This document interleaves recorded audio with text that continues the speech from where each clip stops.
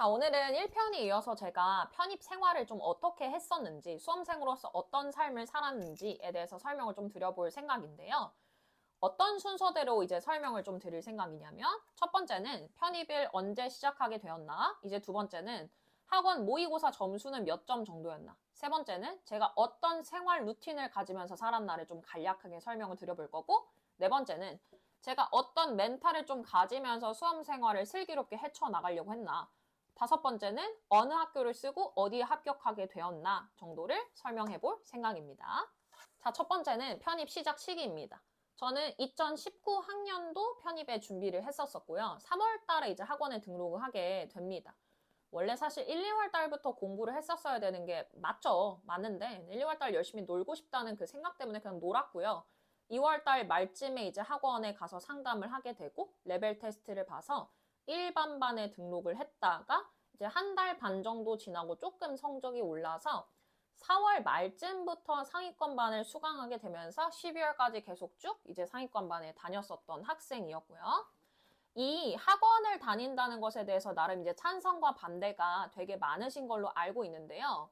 왜인지도 알 것 같아요. 왜냐면 학원은 장점도 있고 단점도 있으니까요. 근데 제가 그때 편입을 준비하는 학생으로서 학원을 선택하는 가장 큰 이유는 좋은 강사진의 뭔가 그런 컨텐츠는 사실 잘 모르잖아요. 들어가기 전까지는. 제가 생각하는 가장 현실적인 요소는 그냥 나를 좀 통제해줄 사람이 필요하다 였습니다. 이게 편입은 특성상 대학을 조금 다니다가 시작하는 친구들이 많기 때문에 대학교 때 우리가 공부 열심히 하는 거 솔직히 아니잖아요. 그러니까 공부 습관이 좀 잊혀져 있거나 제대로 잡혀있지 않고 게으르게 살고 오다 보니까 날 좀 통제해줄 사람이 필요하다라는 생각에서 이제 학원을 등록하게 된 이유가 가장 크죠.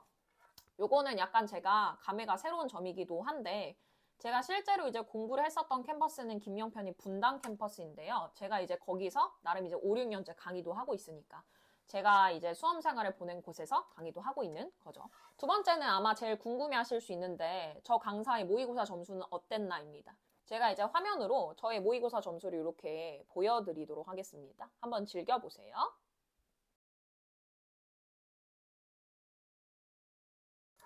사실 이제 제 모의고사 점수를 보셨다면은 나름 이제 굉장히 준수한 성적이라는 거는 아마 아실 거라고 봅니다. 첫 시작이 그렇게 낮지 않았고요. 그러니까 저는 영어 베이스가 아예 없는 편은 아니었고 그래도 나름 수능 공부를 조금 하다가 왔었던 학생이기 때문에 기억나는 것들이 많아서 처음부터 점수가 아주 낮지는 않았습니다. 전 노베이스는 아니었어요. 그래서 이제 점수가 점점점 이렇게 오르게 되죠. 그래서 저는 95점쯤을 맞았을 때 제가 거의 천재인 줄 알았어요. 어떻게 이렇게 잘하지? 근데 그런 이제 생각도 잠시 방금 보시고 오셨다면 아시겠지만 10월 달과 11월 달 마지막 모의고사의 점수가 약 30점 이상 이제 차이가 납니다. 가장 이제 자만심을 떨고 공부를 막 안 하려고 할 때쯤에 성적이 이제 떨어졌기 때문에 저는 모의고사 덕분에 훨씬 더 열심히 공부를 하지 않았나 싶습니다. 아무래도 이 학생들이 11월 달쯤 되면은 수능 때처럼 비슷하게 거의 이제 끝나갔다는 생각이 드니까 마음도 조금 풀어지고 되게 불안하니까 공부도 안 되고 막 이러거든요. 근데 저는 그때 아무래도 성적이 제일 낮았다 보니까 아무래도 11월 달에 제일 공부를 열심히 한 달이 아닐까? 11월 달, 12월 달을 그 덕분에 공부를 좀 열심히 하게 됐었던 것도 있죠. 그리고 제 모의고사 점수를 보시면서 오해하시지 마셔야 될 거는 저 정도의 점수를 맞는다고 무조건 좋은 대학에 간다가 보장돼 있는 것은 아닙니다. 제가 여러 영상들에서도 말씀드렸고 말씀드릴 거지만 이게 실제 편입시험은 학교마다 내는 유형이 워낙에 너무 다르기 때문에 얘가 모의고사에 몇 점 정도 맞았다고 무조건 어디에 갈 것이다가 보장된 시험은 아니에요. 근데 하지만 그 정도는 좀 점쳐볼 수 있죠. 왜냐면 이제 학원에서 요 정도 모의고사 점수를 맞은 친구들이 어디에 갔다라는 데이터는 좀 있기 때문에 어느 정도 예상은 좀 해볼 수 있으나 개인마다 조금 결과는 다를 수도 있다. 제 성적 정도면 이제 학원에서 어떤 말을 듣냐면 야 우리 서성한 열심히 해보자 할 수 있다. 중경외시 정도는 갈 수 있지 않을까? 라는 말을 좀 많이 들었었고요. 실제 저도 그렇게 기대하면서 공부를 했던 성적이기는 합니다. 하지만 절대 뭐라고 오해하시면 안 된다. 저 성적이면 무조건 잘 간다는 또 아닐 수도 있다라는 거죠. 자, 세 번째는 제일 중요하게 제가 말할 컨텐츠인데요. 저의 생활 루틴입니다. 총 좀 세 가지로 좀 일목요연하게 설명을 한번 드리려고 해요. 첫 번째, 제가 절대 어기지 않았던 생활 루틴은 아침 7시에 와서 밤 10시에 집에 가는 것입니다. 저도 원래 이렇게 살고 싶은 학생은 아니었어요. 근데 제가 이제 상위권반으로 반을 옮기게 되면서 굉장히 학생들에게 강력하고 카리스마 있게 동기부여를 해주시는 선생님을 만나게 됩니다. 근데 그 선생님이 수업 때마다 너 몇 시에 왔어? 몇 시에 집에 갈 거야? 이런 식으로 계속 물어보시는 거예요. 처음에는 그게 되게 신경 쓰이는 거예요. 왜냐면 그때 딱 물어봤는데 10시에 왔어요. 라고 하면 약간 쪼다갔잖아요. 별로 열심히 안 한 애 같으니까 처음에는 인정 욕구, 나를 좀 괜찮은 사람으로 봐줬으면 좋겠다라는 생각 때문에 아침 7시에 오고 밤 10시에 집에 가야겠다라는 생각을 하게 됩니다. 그뿐만 아니라 저는 약간 뭐를 즐겨하는 사람이냐면 누가 뭐 해! 라고 했을 때 그걸 되게 즐겨요. 좋아요. 왜냐면 해보라고 했을 때 그게 안 되니까 추천하지는 않았을 것 같은데? 라는 생각을 항상 했기 때문에 그냥 해보자라는 단순한 마음으로 시작하게 됐고요. 그 아침 7시에 와서 밤 10시에 집에 가는 과정을 정확하게 4월달 말부터 12월 말까지 정확하게 하루도 빠짐없이 지켰습니다. 저는 이게 왜 되게 중요하다고 생각을 하냐면 공부량도 공부량이지만 두 번째와 관련이 있는데요. 두 번째, 제가 제일 중요하게 생각하는 생활 루틴은 집에 가지 않기. 그래서 첫 번째와 두 번째가 약간 좀 맞물리는 것이 있는데요. 우리 솔직히 집에 가서 공부합니까? 거짓말 치지 마세요. 공부 안 하잖아요. 대부분의 학생들이 공부 안 해요. 근데 이제 대부분 집에 가는 이유가 뭐냐면 집에 가면 마음이 조금 편하잖아요. 학원에서는 조금 감시하는 사람도 있고 딴짓도 못한다면 집에 가서는 내 마음대로 공부할 수 있으니까. 근데 제 개인적인 생각으로는 공부는 마음이 살짝 불편한 장소에서 해야 된다고 생각을 합니다. 그렇다고 남 의식을 엄청 크게 하라는 거는 절대 아니지만 나를 어느 정도 감시하는 눈도 필요하고 같이 공부하는 친구들과 한 장소에서 공부해야 훨씬 더 동기부여가 확실하게 된다고 생각을 전 좀 했기 때문에 집에 가서 공부한다는 구라치지 않았습니다. 근데 제가 이거를 정말 강조해서 가르칠 때도 정말 열심히 말을 하는데요. 대부분의 친구들이 잘 안 지키려고 하거든요. 근데 대부분의 친구들 루틴이 이래요. 학원에서 이제 수업이 오전이나 오후에 끝나게 되면은 가방에 뭘 바리바리 싸요. 단어장, 문법, 뭐 이렇게 다 챙기죠? 거의 거북이 가방만큼 이렇게 크게 챙겨서 뚜벅뚜벅 이제 집에 갑니다. 집에 갔으니까 이제 어머니가 수고했다라고 하시면서 밥을 주시죠. 밥 열심히 먹어요. 사실 점심밥 소화도 안 되는데 밥 열심히 먹어요. 그리고 이제 책상에 앉는데 책상이 은근히 더러 보여요. 책상 한번 치워요. 그리고 근데 오늘 나 학원에서 열심히 했는데 은근히 또 보상 심리가 발생하면서 릴스 한번 이렇게 굴립니다. 그리고 친구들 안부 한번 물어주고요. 밤 8시, 9시가 다 돼서 공부를 시작하신단 말이죠. 그게 무슨 공부예요? 그게 무슨 집에 가서 공부한 거예요? 집에 가서 그냥 놀았잖아요. 저는 그래서 저가 이럴 거라는 걸 이미 다 알고 있었기 때문에 나 절대 집에 가서 공부 안 하겠다라는 생각으로 학원에 7시에 와서 집에 10시에 가는 생활만 계속 유지를 했고요. 솔직히 학원에서 딴짓을 하든 학원에서 아프든 뭐 학원에서 음악을 듣든 알 바 아닙니다. 그냥 학원에서 어떻게든 버티자 라는 생각으로 열심히 했던 것 같아요. 이렇게 살면 되게 생각보다 마음이 편하네요. 몸은 힘들긴 하지만 왜 편안하냐면 집에 갈 때 부담스럽지가 않아요. 우리 공부를 집에 가서 하겠다는 생각을 하면 되게 스트레스 받아요. 집에 가서 내가 쉬지도 못하고. 근데 아침 7시에 와서 밤 10시에 집에 가면 학원에서 모든 걸 거의 다 끝내둔 상태이기 때문에 집에 갈 때 부담이 없어요. 그래서 그냥 슬리퍼 찍찍 끌고 집에 가가지고 집에 가서 릴스 좀 약간 좀 갈기는 거예요. 그때는 릴스도 없었으니까 그냥 핸드폰 좀 조금 갈기면서 현실에선 어떤 일이 발생하고 있나. 요즘 핫한 이슈는 뭔가 조금 보다가 잠에 듭니다. 7시부터 10시까지 생활하게 되면 너무 피곤해서 집에 가서 사실 딴짓을 하기가 조금 힘들어요. 그래서 그 생활이 제 루틴 중에서 이제 가장 중요한 루틴이라고 보고요. 세 번째는 주말 공부 절대 빠지지 않기.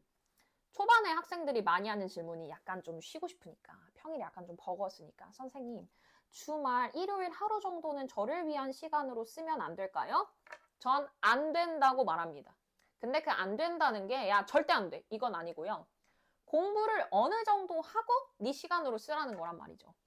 하루를 통으로 노는 거랑 어느 정도 공부를 하고 노는 거랑은 저는 되게 큰 차이가 있다고 봅니다. 저는 그래서 토요일 하루 정도는 좀 늦잠을 잤어요. 왜냐면 월, 화, 수, 목, 금을 열심히 일했다는 전제가 있으면 하루 정도는 조금 쉬어줘야 된다고 생각을 했기 때문에 토요일 한 10시나 11시쯤에 일어나는 거예요. 그래서 학원에 적어도 12시나 1시쯤에 오자라는 생각으로 공부를 했었고요.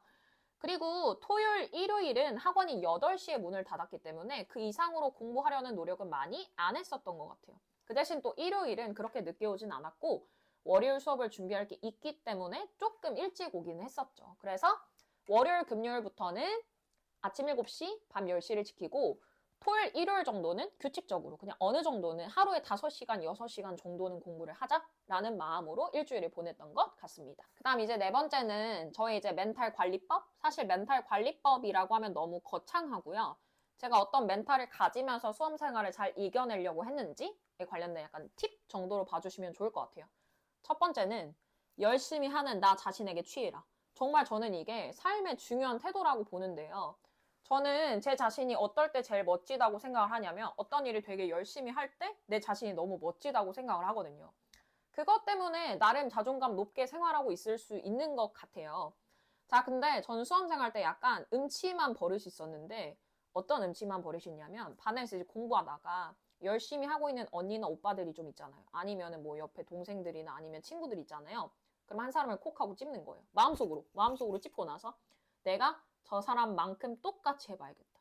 근데 예를 들어 그분이 아침 7시에 왔어요. 그럼 똑같이 따라하는 거예요. 그럼 내 자신이 너무 멋지지 않나요? 그럼 내 자신에 취하는 거예요. 내가 아침 7시에 왔다고? 내가 멋지게 생각하는 사람이랑 내가 똑같이 행동했다고? 그럼 나도 멋진 사람이네? 라는 생각을 하는 거죠. 그러니까 이런 조그만한 성취부터 하나하나 해내게 되면 내 자신이 되게 대단한 사람이라고 느껴지고 되게 멋진 사람이라고 느껴지더라고요. 그럼 뭔가를 할 때 자신 있게 시작할 수 있고 실패했을 때도 한 번 하면 근데 또 할 수 있을 것 같은데 라는 그 탄력성도 되게 좀 좋아지는 것 같아요. 그래서 저는 이게 제가 수험 생활을 좀 건강하게 보낼 수 있었던 가장 큰 이유라고 생각을 합니다. 그리고 원래 사람이 뭔가를 좀 게으르게 하고 공부를 안 할 때 내 자신이 진짜 미워 보이고 쪼다 같아 보이잖아요. 저는 그런 것을 이제 최대한 피하기 위해서 나 자신한테 취해 있으려고 열심히 노력을 했어요. 열심히 하는 나 자신에게 취하자. 이제 두 번째는 변명하지 말자. 이게 사실 시험을 보는 수험생들한테 저는 정말 가장 중요한 태도라고 생각을 하는데요. 이게 수험생이 가장 멘탈이 힘들 때가 언제냐? 사실 한 번밖에 없어요. 시험 못 봤을 때.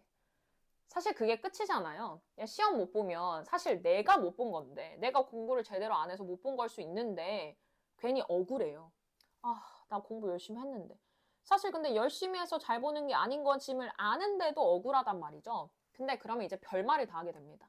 옆에 친구가 다리를 떨어서 누가 히터를 켜달라고 해서 무슨 에어컨 소리가 너무 커가지고 근데 여러분 그런 말을 하는 자기 자신의 모습을 생각을 해보세요. 약간 좀 짜치지 않습니까? 왜 짜치냐면 아니 나랑 똑같은 공간에서 공부해서 이제 똑같이 시험 본 친구들은 똑같은 그런 상황에서 공부를 했는데도 잘 본 친구들이 있단 말이죠.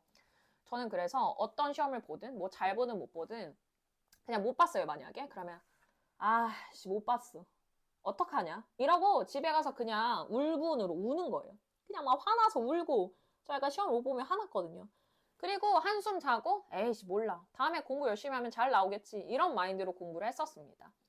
이런 마인드가 오히려 그 당시는 좀 힘들긴 하죠. 내가 못했다고 이런 생각을 자꾸 하게 되니까. 근데 나중에 진짜 큰 시험을 마주하게 됐을 때 진짜 내가 가고 싶은 학교의 시험장을 가게 됐을 때 훨씬 더 당당하고 멋지게 후회 없이 보고 올 수 있는 이제 삶의 태도인 것 같아요.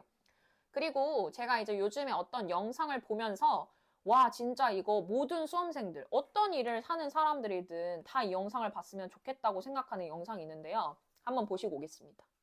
이거 뜬구름 잡는 얘기잖아. 뜬구름 잡는 거. 약간 발전적인 얘기가 아니라고 난 생각을 하거든. 긴장돼서 못했고, 떨려서 못했고, 자신감 없어서 못했고, 우리가 핑계를 대려면 수만 가지가 돼. 근데 우리가 두 번째 경기였잖아, 이번에. 그런 감정을 처음 느끼는 것도 아니잖아. 그럼 이런 자신감 없는 시합 처음 해봤어? 아니. 내 생각은 그 자신이 없는 너의 그 시합대에 모두도 네가 이미 준비가 돼 있어야 된다고 난 생각을 해. 근데 준비 부족이야, 모두. 제가 너무 좋아하는 배구 선수 이제 김연경 선수의 이제 그 어떤 명언 같은 것인데 저는 진짜 세상을 관통하는 명언이라고 생각을 하거든요. 특히 수험생들한테. 사실 우리 시험장 가면 되게 긴장되고 떨리고 잘 못 보고 그리고 실수하게 될 거 다 알잖아요. 그러니까 그런 것에도 사실 미리미리 대비하는 게 필요하다. 이게 들을 때는 뭔 소리인지 알겠지만 자꾸 내가 막상 이렇게 하게 될 때는 잘 이런 마인드가 장착이 잘 안 된단 말이죠. 저는 그래서 이 말이 정말 정말 수험생들한테 중요한 말이라고 생각합니다. 어떤 일에도 변명하지 않고 그냥 너무 그렇다고 내 탓을 하라는 건 아닌데요. 그냥 다음에 더 열심히 하면 되겠지. 내가 이런 떨리는 상황에도 준비를 해야겠다.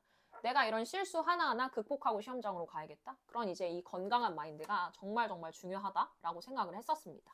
자, 이제 마지막 결론은 제가 이런 수험 생활을 열심히 거쳐내면서 어느 학교에 썼고 이제 어느 학교에 합격하게 됐는가. 여러분한테 이제 가장 궁금한 얘기일 수도 있겠죠. 제가 워낙 이제 편입한 지가 좀 오래됐기 때문에 여기다 이제 써놓은 거를 그대로 좀 한번 읽어보도록 할 건데요. 저는 총 한 12개 정도의 학교에 지원하게 됩니다. 제 전적대가 제주대였기 때문에 전 뭐 따질 수 있는 상황이 아니었어서 그냥 제일 아래 학교를 가천대와 서울여대로 잡고 그 위에 학교를 쭈루룩 다 썼다고 보시면 돼요. 그리고 제가 편입할 때는 시립대랑 동국대랑 경희대는 편입영어로 보는 전형이 아니었기 때문에 쓸 수가 없었습니다. 그 학교를 제외하고 총 이제 겹치지 않은 시험들 12개를 쓰게 됐고요. 그 중에 이제 어떤 학교를 붙게 됐냐? 서성한 라인에서는 우선 서강대는 쓰지 않았고 성균관대 떨어집니다. 면접 가서 이제 떨어졌고요. 한양대 붙습니다. 그래서 최종적으로 이제 한양대에 붙게 됐고 다니게 됐고요. 이제 중경외시 라인 중에서는 중앙대 떨어집니다. 외대 예비 1번 받고 떨어집니다. 그리고 시립대 못 썼고요. 그리고 경희대 못 떴습니다. 그래서 저는 생각보다 이 한양대를 떨어지면 학교 레벨이 훅 하고 이제 떨어지는 과정이었죠. 한양대가 이제 저를 굉장히 이제 살린 거죠. 건동홍 라인에서는 건국대, 홍익대 이렇게 썼었는데요. 건국대 붙고 홍익대 붙었습니다. 그리고 국숭세단 라인에서는 국민대 썼었고요. 나머지 학교는 뭐 시험 일정이랑 겹쳐서 이래서 쓰지 않았어서 국민대 이제 붙게 됐고요. 여대 중에서는 이화여대, 숙명여대, 서울여대 다 썼는데 이화여대는 떨어졌고 숙명여대와 서울여대는 붙었습니다. 그리고 이제 맨 아래 라인으로 가게 되면 가천대와 그리고 서울여대, 아까 여대는 말했었죠. 가천대도 이제 붙었고 그때는 한양대 에리카가 편입영어로 시험을 볼 때여서 한양대 에리카도 붙었습니다. 제가 이제 나중에 원서 쓰는 시즌이 되면 제가 실제 썼던 원서 그 카드를 가지고 와서 어떤 식으로 좀 원서를 쓰는 게 현명할 건가에 관련된 얘기도 한번 드려볼게요. 자, 이렇게 해서 오늘 저희 이제 편입, 도전기, 제가 어떤 생활을 보냈나를 간략하게 이제 설명을 한번 드려봤는데요. 공감되는 면도 있고 저렇게 어떻게 살라는 거야? 라고 이제 궁금한 면도 분명히 있으실 거라고 생각을 해요. 그런 면들이 있으면 이제 댓글로 한번 적어주시면 좋겠고요. 제가 항상 어떤 영상을 올릴 때마다 살짝 이제 고민하거나 약간 좀 신경 쓰이는 부분이 뭐냐면 약간 이런 것들 있잖아요. 근데 저렇게 열심히 산다고 해서 무조건 다 붙는 건 아니잖아. 라고 생각하는 사람들이 분명히 있을 거라고 생각을 해요. 근데 저는 어떤 시험이든 그거는 마찬가지고요. 어떤 일들이든 그건 저는 마찬가지라고 생각을 합니다. 어떤 일들이든 무조건 열심히 한다라고 무조건 성공이 보장되는 것은 아니잖아요. 저는 근데 이렇게 한번 살아본 경험이 생각보다 앞으로 삶을 살아가는데 되게 큰 도움을 준다라고 생각을 합니다. 나중에 이런 영상도 한번 만들어 볼 거지만 제가 편입 전의 성격이랑 편입 후의 성격이랑 상당히 많이 달라졌고 약간 삶에 대한 가치관 같은 것들도 많이 바뀌었거든요. 그래서 어떤 시험이든 제 방법대로 한다고 무조건 합격한다? 저도 보장할 수 없고요. 안 되는 일입니다. 무조건이라는 것은. 하지만 저는 제 얘기를 듣고 아 저렇게 한번 살아봐야지 라는 학생들이 있으면 저는 그걸로 정말 감사한 일이고 정말 만족스러운 일이라고 생각을 합니다. 자, 이런저런 궁금한 점들이 있으면 또 저한테 알려주시면 좋을 것 같고요. 다음 영상으로 만나요. 다음 영상은 제가 실제로 어떤 생활 습관 계획표를 좀 세우면서 살았는지 몇 시간은 뭐 이런 걸 좀 상세하게 설명드려 보도록 하겠습니다.